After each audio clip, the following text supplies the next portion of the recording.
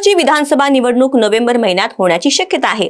मतदार म्हणून आपलं नाव मतदार यादीत आहे की नाही हे पाहण्यासाठी तुम्हाला निवडणूक आयोगाच्या वेबसाईटवर भेट द्यावी लागेल।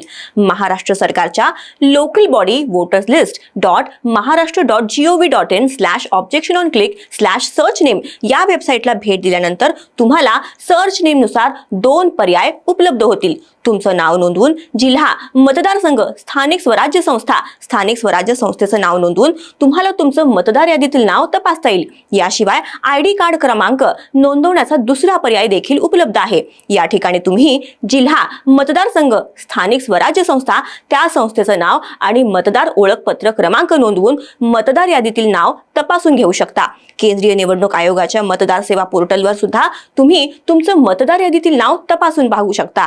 त्यासाठी electoralsearch.eci.gov.in या वेबसाईटला भेट द्यावी लागेल।